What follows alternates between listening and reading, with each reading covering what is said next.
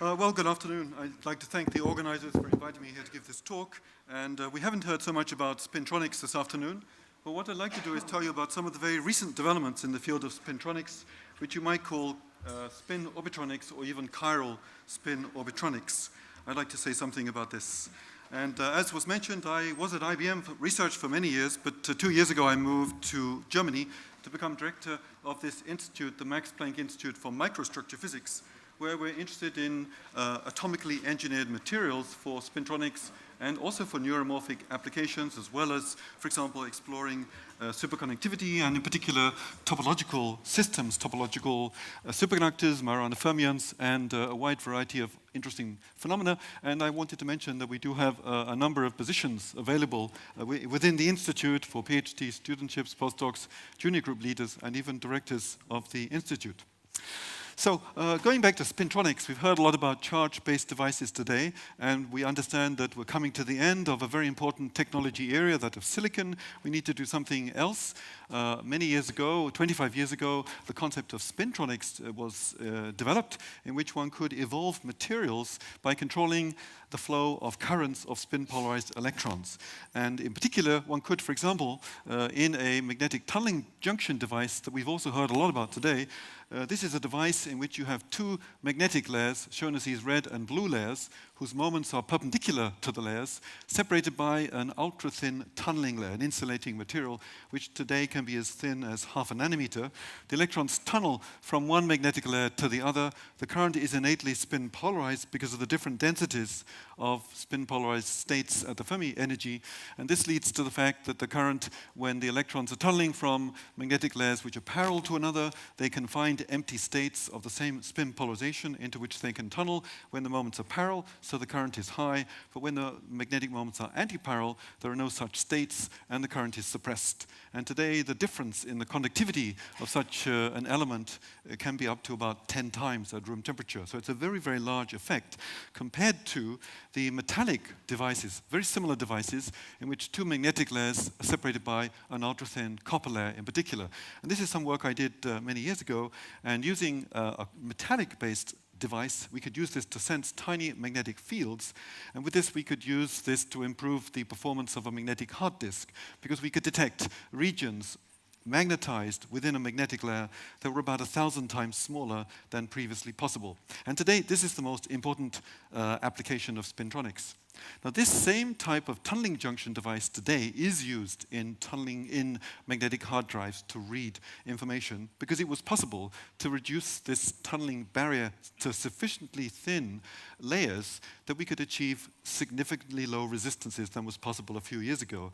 And this is why it's possible to use them for sensing devices. But at the same time, this device can be used as a memory element. And basically, you store information then simply as the direction of the magnetic moment of this layer, whether it's parallel or antiparallel to a reference magnetic moment that is unchanged during operation of the device. And as I said, the difference in resistance is so big for these two states that you can detect the memory by passing a tiny current through the device. Now, as was discussed earlier today by several speakers, it's also possible to change the state of this device by simply passing a current through it, a much higher current. And that higher current, which is spin polarized, will deliver spin angular momentum and apply torque on the magnetic layer to switch it in one direction or the other in this way. And it's something, this is a memory technology, a magnetic random access memory, that it turns out that I proposed with my colleague Bill Gallagher 25 years ago, and we proposed we could have a cross-point array where at every cross-point you would have one of these tunneling junction elements that could provide an interesting memory technology. We proposed that in 1995, and we built a 1 kilobit array in 1999 and a 16 megabit completely functioning MRAM device in 2005. But it's only today that it's being considered as a new memory technology, and the reason is that simply most conventional charge-based memory technologies cannot evolve past the next CMOS node. So, for example, flash memory technologies have already stopped scaling at the 20 nanometer node, and it's believed that DRAM scaling will probably not be will be very difficult beyond the 10 nanometer node. But MRAM can be scaled to tinier dimensions. And today, the investment in MRAM is probably of the order of about $1 billion in the last 5 years by small companies such as Avalanche, Crocus, Spin Transfer Technologies. These are small startup companies. Each has received about $100 million. And these larger companies, Samsung, Micron, GlobalFoundries, Intel, all investing significant hundreds of millions of dollars to make this possible. So it seems like MRAM is one of the most interesting emerging memory technologies today. It's non-volatile, high performance, and relatively dense. But it's innately two-dimensional, like everything we've heard about today. And this is the fundamental problem with scaling conventional charge-based technologies. They're innately two-dimensional, and as you scale in 2 dimensions, of course, you reach fundamental limits. One needs to build devices that are innately three-dimensional. And a memory technology that I proposed about 10 years ago is, I believe, one of the only ones that is innately three-dimensional. And the concept here is that we will build on top of a silicon wafer a tall magnetic wire. Would be a continuous wire of magnetic material, and in this wire we would create magnetic domains, regions of the magnetic material that are magnetized in one direction, this blue direction, or the red direction, the opposite direction, and the wall between these two regions, this magnetic domain wall, acts as the memory element. So if we build this wire tall enough, and we can make the domain walls small enough and pack them close enough together, we can build a very interesting technology where we could have 100 memory elements or memory bits in one device, which would be accessed and read using conventional charge-based CMOS technologies. So we could improve or increase the performance, the density, or the capacity of any conventional memory by about 100 times in this way, or more if we built these tracks taller. And it turns out then, this is the concept. We would have one device for writing these domain walls, one device for reading the domain walls in each of these racetracks. And we need 3 transistors, therefore, per racetrack to make this possible. Now, when I first proposed this, the motion, I forgot to mention, the most critical point is that we will move the information, these domain walls, around this racetrack by simply passing current pulses into this racetrack. And it was known since the 1930s that a current in a magnetic material will automatically become spin polarized because the upspin electrons and the downspin electrons are scattered at different rates, leading to different conductivities and effectively a spin polarization of the current that can exceed 70% in simple ferromagnetic metals like nickel iron and nickel cobalt alloys. So when I first proposed this, this was the concept. If we pass a current, which is spin polarized, through a domain wall, the conduction electrons, which are spin polarized, carrying the current and carrying spin angular momentum, that can be delivered to the moments in the domain wall. And on the nanoscopic scale, this domain wall is a real object. It has mass, it has momentum. The angular momentum can be transferred from the conduction electrons to the magnetic system.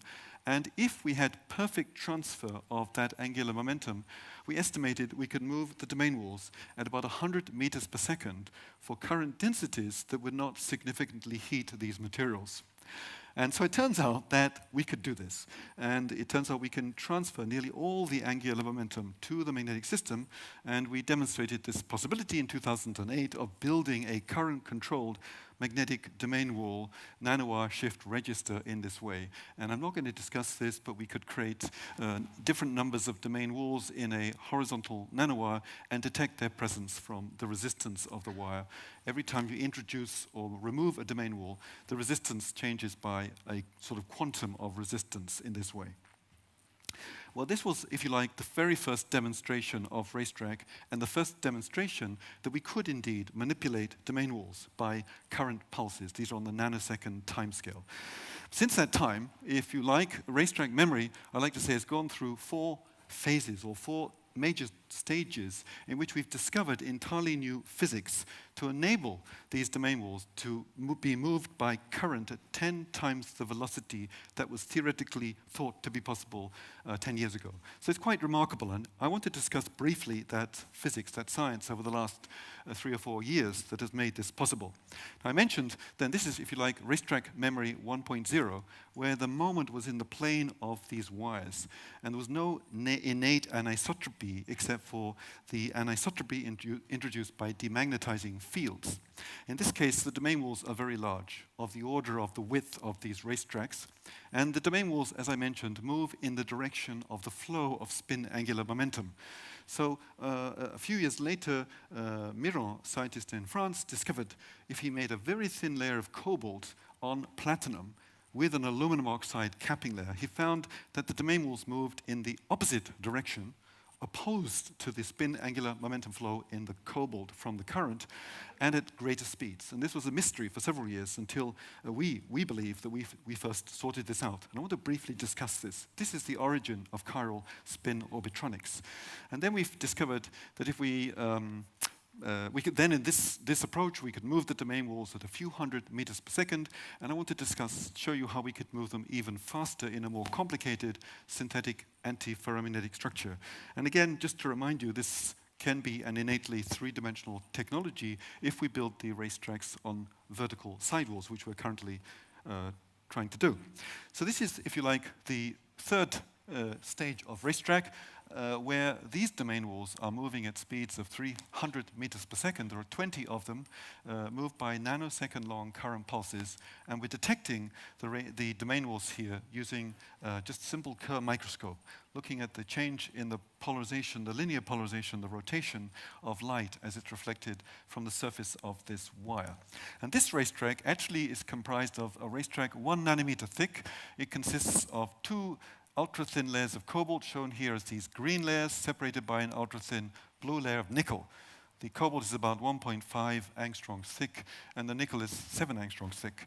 And this 1 nanometer thick layer, magnetic layer, is perpendicularly magnetized, because these cobalt and nickel ultra-thin layers break the symmetry, and the interfaces give rise to a very strong perpendicular magnetic anisotropy. This actually was predicted in the 1990s first and demonstrated in Philip's research lab in the 1990s experimentally after it was theoretically supposed. It's kind of interesting. But the key here is that this 1 nanometer thick magnetic material is grown on this layer of platinum. Actually, it can be on underneath or it can be on top, but it has to break the symmetry. And then what happens? This is what I want to discuss. First, I would like to point out that the domain walls here are very narrow. They're about 6 nanometers wide in this ultra-thin racetrack, because the width of the domain walls here is determined by this magnetic anisotropy that wants the moments to be pointed up or down. So this shrinks the domain walls considerably. Now, it turns out and that's derived from spin-orbit coupling. Well, there are several other spin-orbit coupling-derived physical phenomena that are key. One is, of course, this perpendicular magnetic anisotropy, but there's another one which is derived from the interface between this heavy metal underlayer, or it could be the overlayer, and this first cobalt layer.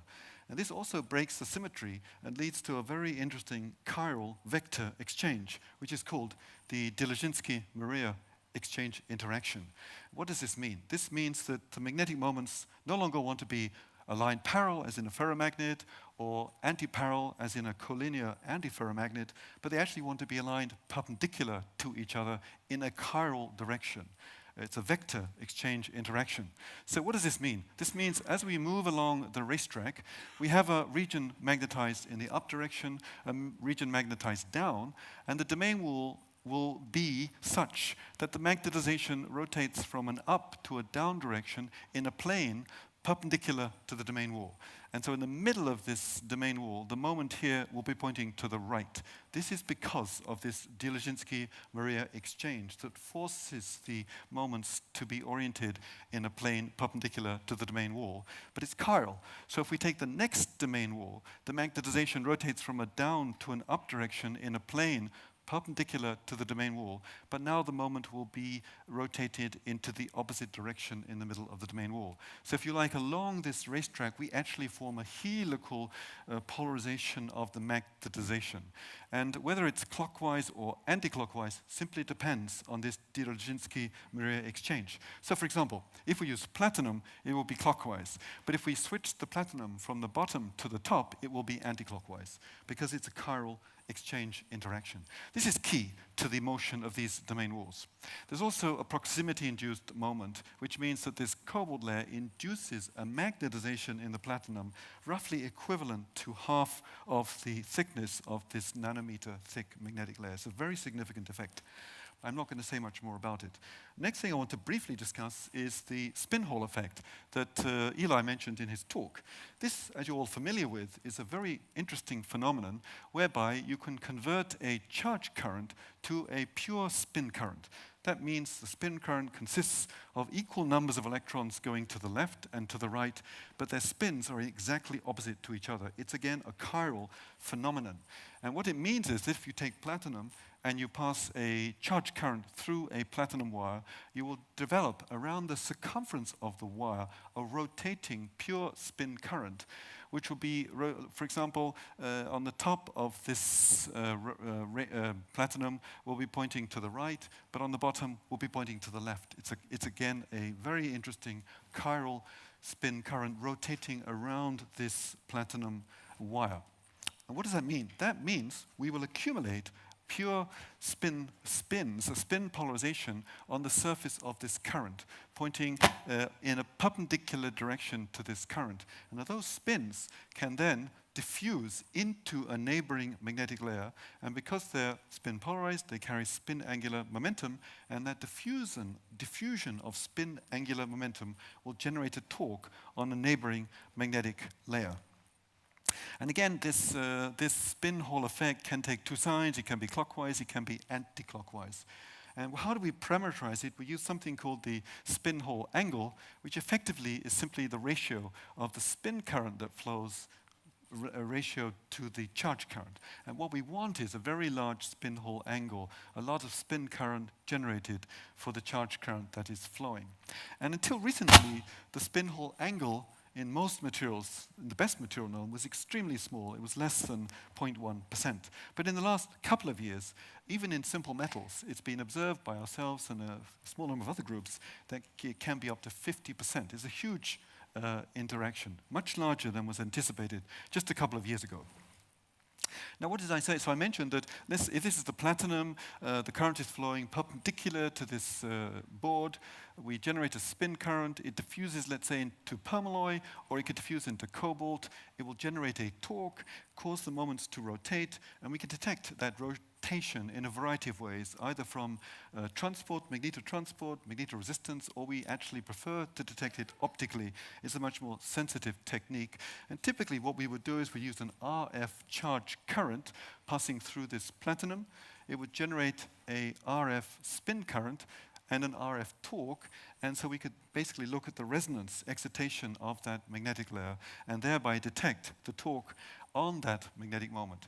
And what we discovered was that the efficiency of this spin current is very different depending upon the magnetic material. So in the case of platinum and permalloy, only a quarter of the spins that are generated within the platinum layer diffuse across into permalloy, because the interface is much less transparent than for the case of cobalt, where about 50%, 1 in 2 of the spins we generate through this spin Hall effect in platinum diffuse into the cobalt material. If we correct for all that, we find that the spin Hall angle of platinum is about 20%. It's much higher than was considered, as I said, just a few years ago, and this we published a couple of years ago. I want to mention that nearly all heavy metals will give rise to a spin Hall effect of one sign or the other. So, for example, tungsten and tantalum, particular phases have been observed to generate large spin Hall angles. A15 materials we found generate large spin Hall angles.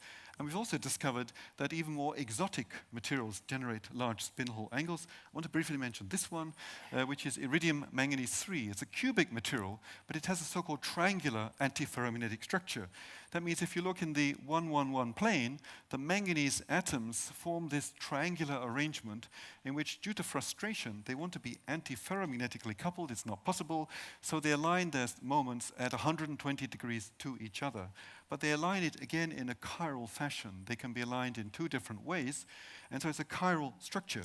And this chiral structure gives rise to a huge Berry-phase field perpendicular to this layer, and that itself gives rise to both an anomalous Hall effect and a spin Hall effect that we discovered. And the spin Hall effect we find here is even larger than in platinum. It can exceed 40%. So it's a giant effect. But in this case, the mechanism, its origin, is entirely different. It's related to an intrinsic mechanism related to the Berry curvature associated with this triangular structure. So it's very interesting. And it turns out, though, the domains play an important role, the magnetic domains in the antiferromagnetic material. These are difficult to detect, but we can detect it indirectly from the spin Hall effect. And if we take advantage of the magnetic layer on top of the iridium manganese 3 that we're using to detect the spin Hall angle through the torque, we could use the same permalloy layer to set the domains within the iridium manganese 3. And it turns out if we magnetize the permalloy in a perpendicular direction, we go above a temperature where we can set these domains above their blocking temperature. We cool back down in the presence of this large exchange field at the interface provided by this magnetized material. We can reset the domains and increase the magnitude of the spin Hall angle from its original 20% to more than 40% or so. So the domains within the antiferromagnet play a critical role. Turns out then, after we speculated that this spin Hall effect is very large in the system, we asked some colleagues at the Max Planck in Dresden, Binghai Yang, to calculate the spin Hall angle, and he calculated for these two different chiral structures in iridium manganese 3, and it turns out that the spin Hall effect, or the spin Hall angle, the spin Hall conductivity, is independent of the chirality of these domains, whereas the anomalous Hall effect that is also derived from the same chiral magnetic structure changes sign for different chirality domains. So this is extraordinarily difficult to detect. In fact, there's nothing we see, but this spin Hall angle plays a very important role. Just to say that the spin Hall angle, which was just a tiny effect a few years ago, has now been detected in a wide variety of materials. Here's an example, manganese 3 germanium, another triangular antiferromagnetic system. It's an hexagonal system, and in this case, there's a broken symmetry, so that the triangular structure has a tiny in-plane magnetic moment. And with that, you can set all the domains in the same direction, the same chiral direction, and we've observed a giant anomalous Hall conductivity in this system. A small magnetic field can switch the chirality of the magnetic domains, and so we can observe it in this case. We haven't detected the spin Hall angle here. So if I just summarize this interesting development, this charge to spin conversion via spin Hall effect, both intrinsic and extrinsic, has evolved enormously in just the last 5 years. It was first detected in gallium arsenide by David Oshlom in 2004. The effect there was 10 to the minus 4. And then for a number of years, there was a lot of speculation about a spin Hall effect in gold, but it seems to be extremely small, and platinum was detected to be a tiny effect, but in the last couple of years, my group and other groups, in particular the Cornell group, have found it to be very large, about 20%, and last year we reported that in a certain form of tungsten stabilized by oxygen, one can achieve a spin Hall angle of minus 50%, which is the record in a conventional material. So I don't have time to talk about topological metals and topological insulators, but both the Cornell group and in particular Kang Wang at UCLA have reported spin Hall angles that exceed 1. That means for every charged electron, you generate a spin, or in the case of Kang Wang, he claims that in this chromium-doped bismuth selenide, 100 spins for each electron. If that were possible, then that would be technologically extremely important. Tiny charge currents would generate enormous spin currents. This is a super fascinating topic. That is, of course, we are working very extensively on this to see whether this is true or not. Going back to Racetrack, I just want to briefly show you how does this all work. Let's say we take a racetrack, we look at the top of the racetrack. The blue color is where the moment is pointing to your direction, the red is pointing in the opposite direction, and the yellow is the domain wall. Of course, it's only 6 nanometers wide. Now, in the presence of this Dzyaloshinskii-Meyer interaction, as I mentioned, it means the magnetization here points to the left in the middle of the domain wall, here to the right. Then we introduce a charge current, which flows through the underlying heavy metal layer, platinum or tungsten oxide. That generates a spin current in a perpendicular direction. These spins diffuse into the magnetic material and cause this magnetization to rotate towards this spin accumulation due to the torque that is provided. And of course, both the domains will rotate in the same direction. But now you can see that the torque, now there is a torque from the Dzyaloshinskii-Meyer exchange field on the magnetization that was rotated by this spin Hall effect.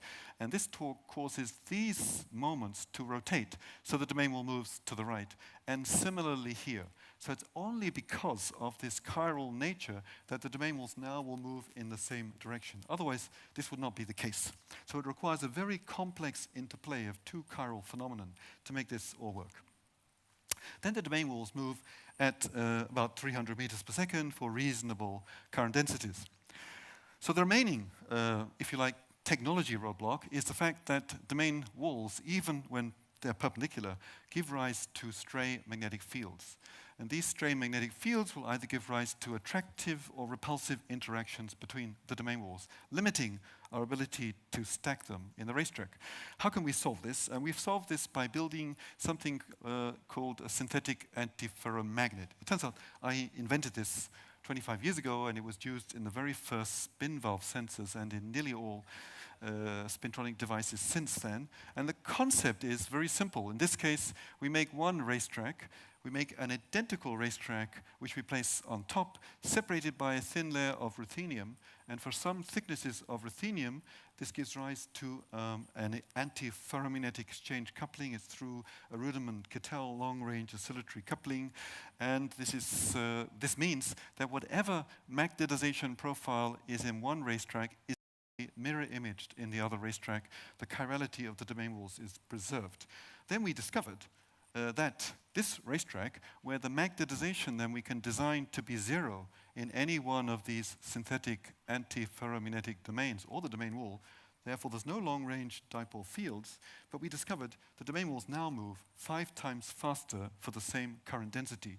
And this is because this antiferromagnetic exchange field, which is about 5 times larger than the Dzyaloshinskii-Meyer exchange field itself, gives rise to a giant exchange torque that drives the domain walls even faster. This only works, it turns out, when these racetrack is antiferromagnetically coupled, the two racetracks. If we change the ruthenium thickness slightly by a few angstroms to make the coupling ferromagnetic, then the domain walls move at the normal speed. So it only works for this special artificial antiferromagnetic structure. So it's quite remarkable. Now we see, we take this original structure I showed you, we essentially make 2 of these nanometer thick racetracks separated by ruthenium, so the magnetization in the upper layer and the lower layer exactly antiparallel, and now these domain walls are moving at 1 kilometer per second. And that means we could build some very interesting devices which are essentially a complex interplay of these 4 spin-orbit-derived phenomena that I discussed: the perpendicular magnetic anisotropy, proximity-induced magnetization, the chiral domain walls through the Dzyaloshinskii-Meyer interaction, and these spin currents. And so just to show you how interesting this physics is, that I showed you this cartoon originally where the domain walls are moving around a racetrack with some curves. And it turns out only 10 years later did we discover that these domain walls, if we move them with current pulses around a curved about a bend, actually they move at different speeds. So for example, this is a image of a racetrack where we have 2 domain walls. You see the white region here, this is magnetization pointing up. In between, it's pointing down. We have 2 domain walls, and now we apply current pulses, and the first domain wall moves faster than the second one. So after current pulses, you see these 2 domain walls, now their separation has dramatically increased, and the velocity difference can be up to a factor of 10. It turns out it depends on the curvature of the wire.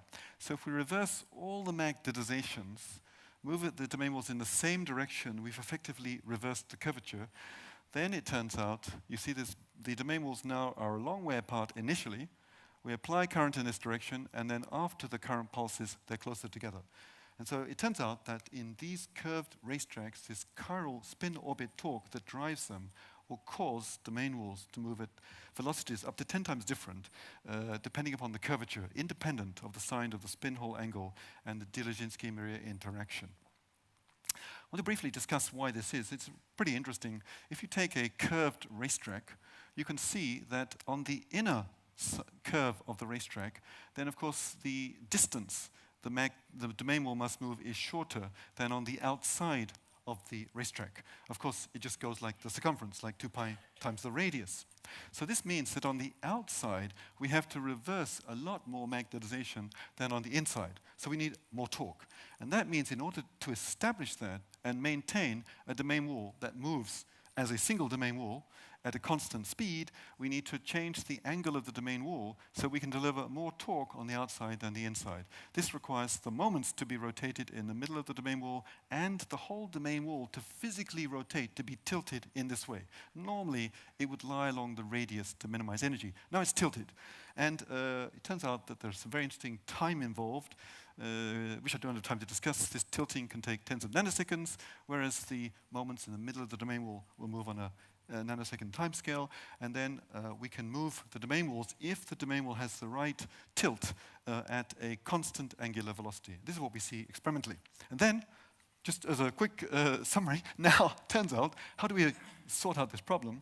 It turns out if we go back to this synthetic antiferromagnet, where we have these upper and lower mirror image domain walls, in this case, they don't see the curvature, and the domain walls move at the same speed, independent of the curvature. So it just accentuates this important point. And of course, this is a conference about beyond CMOS, so a quick comment that we could imagine building a single domain wall racetrack where a domain wall is moved from the left to the right underneath a tunnel junction to sense the position of the racetrack.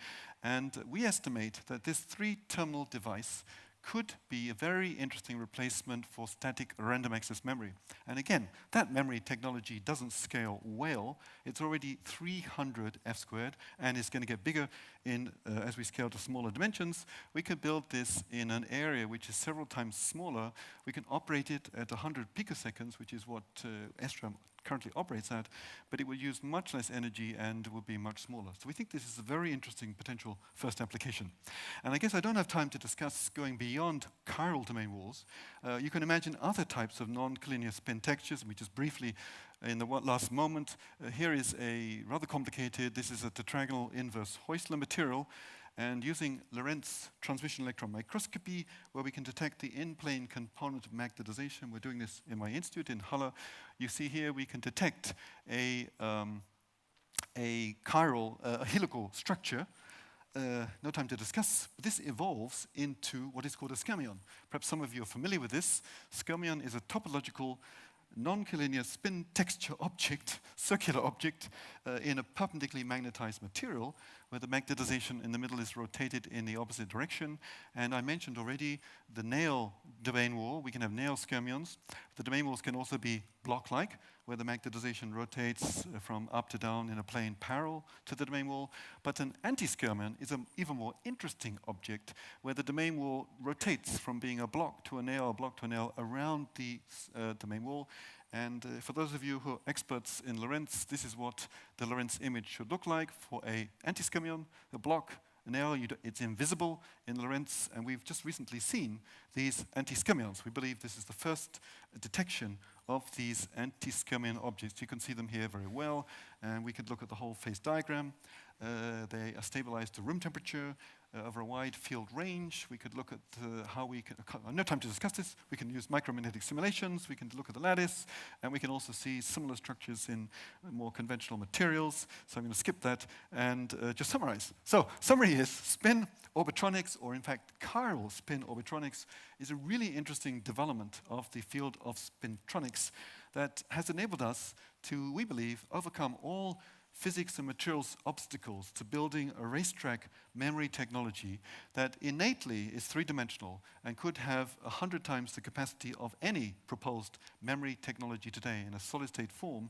It would be 1,000,000 times faster than flash. It would use much orders of magnitude less energy, would be non-volatile, And I think going forward, of course, it relies on spin Hall effect, Dirichlet mirror interact, very complex materials which we can artificially engineer. But the future might also lie in more complex non-collinear spin textures. We've demonstrated anti-skyrmion to even more complex and interesting non-collinear spin textures that we can engineer in these materials using this atomic engineering that I briefly discussed. So I think I should stop there. Thank you very much.